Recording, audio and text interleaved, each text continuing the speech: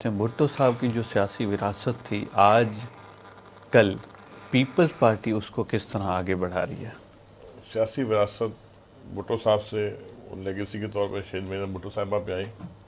उन्होंने देखा जद्दोजहद के दो रास्ते थे। जैसे मीर मुर्तज़ा भुट्टो और शाहनवाज भुट्टो ने दूसरा रास्ता मुंतखब किया, बीबी ने डेमोक्रेसी का रास्ता मुंतखब किया, ठीक है ना। जमहूरियत को लेकर चलने के लिए उन्होंने रास्ता मुंतखब किया, उस पर उन्होंने काम भी किया, ठीक है ना। यही वजह थी कि जब भुट्टो साहब के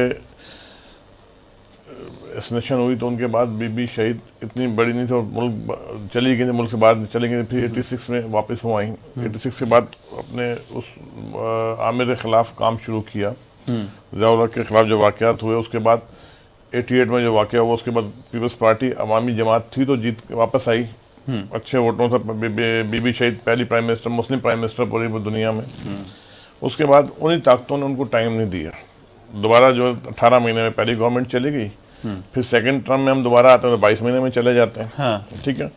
वजूहत ये थी कि वो उसी पॉलिसी को टो कर रही थी, भुट्टो साहब वाली लेगेसी को ही, कि जैसे भुट्टो साहब ने मुस्लिम कॉन्फ्रेंस बुलाई तो बीबी शहीद ने भी मुस्लिम ममालिक का दौरा किया, यासिर अरफात साहब को यहाँ बुलाया, बाकी लीडरान को यहाँ बुलाया, बैठ के चीज़ों को सेटल डाउन करने के लिए कि आपस में हम उसी एजेंडे को जो वहाँ रुक गया था भुट्टो साहब के दौर में, उसको आगे लेके चलें।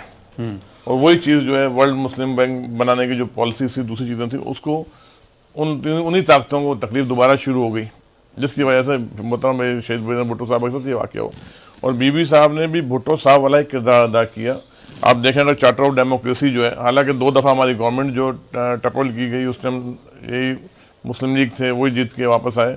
उन्हीं को ला के उस टेबल पर बीबी ने दोबारा बिठाया, उन्हीं ताकतों को जो कल वो गालियाँ दे रहे थे, फिर एक टेबल पर ला के बिठाया कि चार्टर ऑफ डेमोक्रेसी पर साइन करो कि ठीक है हमारे खिलाफत अपनी जगह, हम ये चीज़ें करेंगे, ये करेंगे, लेकिन थर्ड ताकत को आगे ना आने दिया जाए। चार्टर ऑफ डेमोक्रेसी जो हुआ लंदन में, वो आप सबके सामने वाज़ेह है।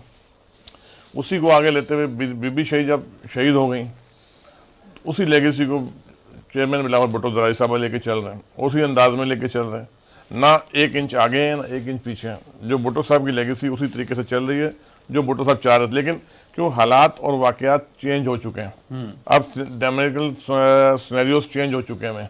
उस सिनेरियोस के ऊपर वर्कआउट किया जा रहा है और इंशाल्लाह ताला भुट्टो साहब की लेगेसी आगे चलती रहेगी इसी तरीके से।